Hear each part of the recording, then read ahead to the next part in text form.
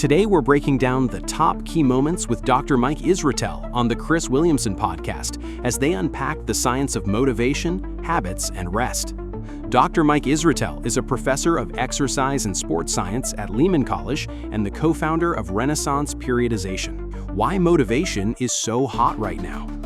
Dr. Mike explains why willpower and habits are trending, reflecting a drive for success. But it's really awesome that so many people, at least by search volume, seem to be interested in motivation and habits and willpower, because that tells me that people are doing two things. One, recognizing that they want success or to achieve some goals. And two is recognizing that their motivational structure is a potential limiting factor to that success. And so if you're like, okay, things in the outside world are important, and I'm going to try to architect myself to be better at them, man, that really is a great thing and really does set you up for a significant amount of more success than you would if you never ask the question of how do I get maximally motivated? Your brain is sabotaging you. Learn how self-doubt disrupts focus and how to push past it for productivity. It's always rocky at first.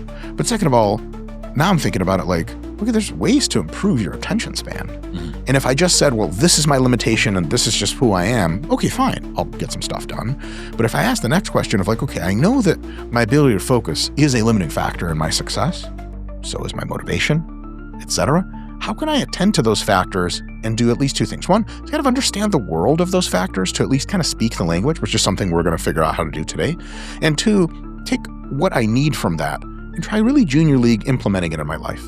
And then if I do that, hey, maybe I'll have some more success. Then I can come back, refine the process, and do better things. It's interesting that very few people would say, well, this is the deadlift that I have. Yeah. This deadlift that I have, it's my deadlift. It's kind of a part of my sense of self. You can train willpower like a muscle. Chris shows how willpower can be reshaped like physical training. I think when it comes to internal stuff, willpower, habits, discipline, because you can't see it, because it's inbuilt. Yep. In a way, it feels like it's part of your sense of self. And I think that limits maybe people's understanding of how much they can move that and lift the ceiling. Yeah, it must. For many people, I think it does. But I think more and more people at least see thumbnails and titles on YouTube that's 5 CEO hacks to boost your motivation now, in parentheses, science explained. Yep. And you're like... Manifest your destiny. Yes, that's right. Huberman clips. The simple trick to motivation. Dr. Mike simplifies decisions into what you want to do versus don't want to do. This sounds like elementary education, kindergarten type of shit. But I gotta tell you, Chris, there is a lot of stuff that us internet guru people end up saying that sounds remarkably kindergarten-like, because many of us, ourselves included, me, you, all the other talking heads, are coming to realize pretty regularly that focusing on very basic rudimentary understandings and eliminating mistakes from those understandings can build a foundation for real deep insight that in retrospect seems obvious as fuck, but prospectively may seem confusing. Set up your future self for success. Doing tough tasks now builds a better life for you in the future. I want to do crack right now. Give me a fucking rock, Chris. That's not good for me. It's going to be bad. Is it going to hurt someone else? No. Okay, fine. So I don't need to be doing anything else. The thing I'm going to be doing doesn't hurt me in any way in the future. And it's not going to hurt anyone else. I can probably do the thing. No problem. Then if you look at the universe of things that you have to be doing, that, okay, I don't want to do this, the real question is, okay, is there a compelling reason that doing this thing you don't want to do improves future outcomes for future you? If the answer is no, well then, no. Like gangsters ride up and they're like, hey, get in with us. We're going to go do a shooting or whatever gangsters say. Like, well, gee whiz, that sounds dangerous and socially irresponsible. So you just like, no thanks, fellas, but hey, best of aim to you. Oh, boy. And then you just don't get in the car because it's, Forget your past self. Focus on the future you, not past mistakes, to create a life you love. So with that whole decision tree I just described, You can really easily choose if you're going to just do shit you like right now, or if you're going to do some shit now that you're not a big fan of right now. But future you is going to be like, bro, he's going to open up the fucking time portal. He's going to push a fist through that shit. And he's going to be like, blast that shit, big homie. And you're going to do this because you hooked up future you. Future you is your biggest ally, period. Past you is completely dead, by the way. Future you is going to exist soon. And you're going to want to be a future you that you look back at as many points as possible in future you world to be like, damn, dude, old me set the shit up good. Why rest is as crucial as work. A strong rest ethic is key to long-term success. You and I really got onto something. That was fucking money, dude. It was so good. And I'm just wondering, because this feels like actually quite a nice graduation from that conversation, which was, hey, your capacity to deploy power is in many ways kind of proportional to your capacity to let go of it. And that a good rest ethic is as important as a good work ethic. And certainly some people, I am one of these people, I don't have a nervous system that's built for endurance anything. Not running, not working, and I'm not built for that, right? Okay, I'm built for like good short bursts of power, as any sexual partner of mine knows. And then a big refractory period. Inspiration isn't enough. Inspiration is just the spark, not the fuel for your goals. The first thing you probably want to go to is not any of those things. The things, that'll come in handy later. But it's much more of an emergency switch rather than the thing that drives you. People say, like, I'm driven by discipline. That's categorical nonsense. That's actually impossible. You have to be driven by something. And so the first construct that's very helpful, and it's also a very short-lived one, is called inspiration. Inspiration, real simple to define. It's the thing that gets you going. A little squirt of juice in your thigh. In my case, literal steroids, of course. And that's the inspiration. So next, no, I'm kidding. Inspiration is a thing that can be either positive or negative. And it jolts you into deciding to take action on this thing that you might not have wanted to do, but now you're more keen on doing. Find inspiration in unexpected places.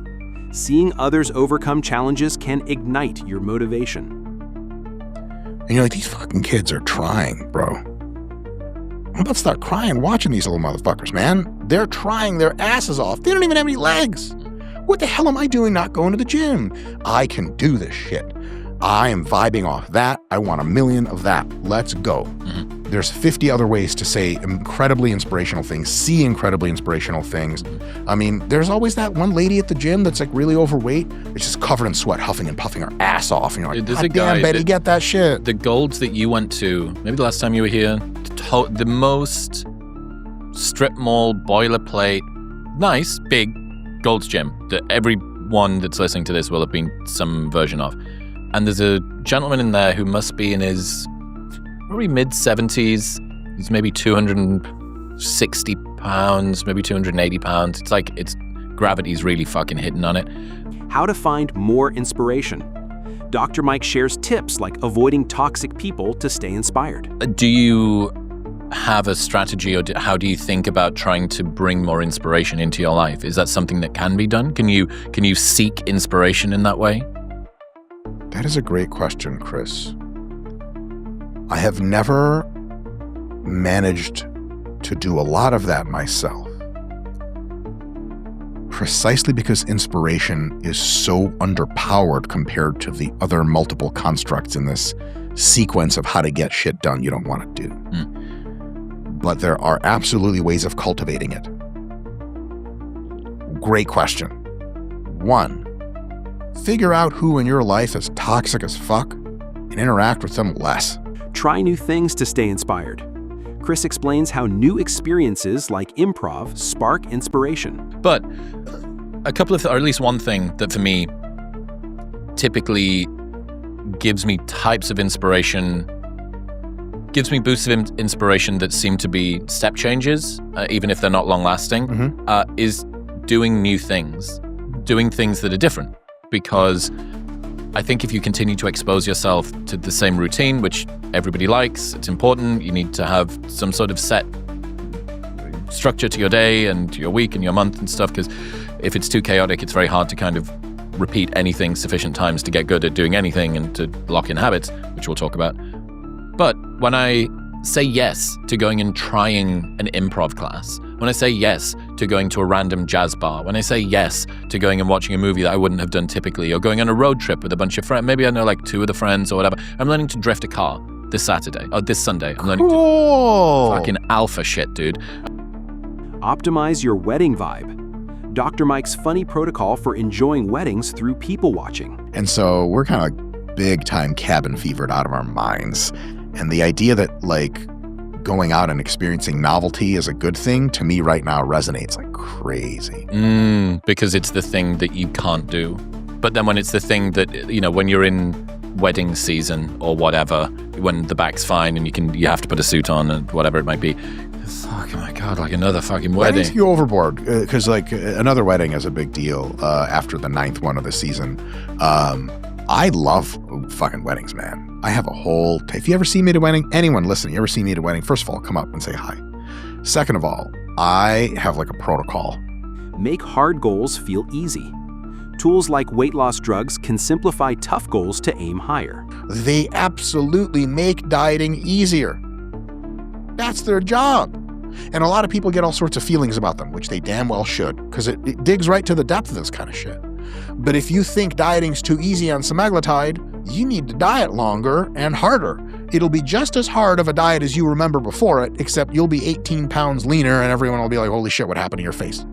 So make things as easy as humanly possible in the execution so that you can execute more. If you told Elon or some shit like, hey, I know that you like take a car from this location to this other one to work at like one of your companies and then in Washington, D.C. Like, wouldn't it be like more challenging if you rode your bike? He'd be like, yeah, sure shit would. Then I would arrive tired. I wouldn't be able to do my job. So if I could actually get a teleporter to just teleport my ass to the place I need to go, that would be amazing. Build willpower like a muscle. Train willpower with recovery, like lifting weights. How do you grow that capacity? I'll tell you this, it's sure as shit not accomplishing easy goals. That doesn't grow at all. That actually reduces it over time, just back to baseline default genetic levels. How do you get it to rise up over time? The answer is ideally planned, sometimes unplanned, forays into the danger zone where you're really getting low on your willpower. But before you crack and have a nervous breakdown and say you're never going to do anything again, go back, relax, restore, chill, have a few days off, whatever, few weeks off, depending on how big the project was. Come back stronger and repeat the process. It's identical to running. It's identical to lifting weights. Provide an overload that takes you very close to your limits. Don't cross them. Come back. When you're really rebuilt and ready to go again, hit it again and again and again. Consistently getting into that really rarefied air of like, I don't know if I can do this shit. And having to deploy willpower, being like, I don't know how much willpower I have left. Are you over-optimizing rest? Type A people over-plan rest, making it stressful instead of restorative. My wife and I don't want to watch movies that are kind of like shit and just kind of grinding through them. I want to watch only the best stuff. Optimized your rest time. Right, because I was like, there's only so much of this. Yep. I was in like mini junior league PTSD from work where I was like, I know the battle is fucking coming back. I had as much of this shit out as possible. Yep.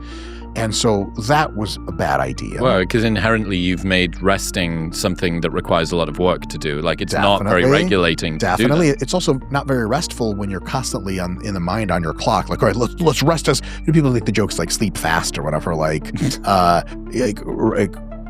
rest as much as you can right now. Thanks for watching. And hey, if you enjoyed this video, it really helps if you hit the like button, subscribe to the channel, and turn on notifications so you don't miss the next one. Thanks again, and I'll catch you in the next one.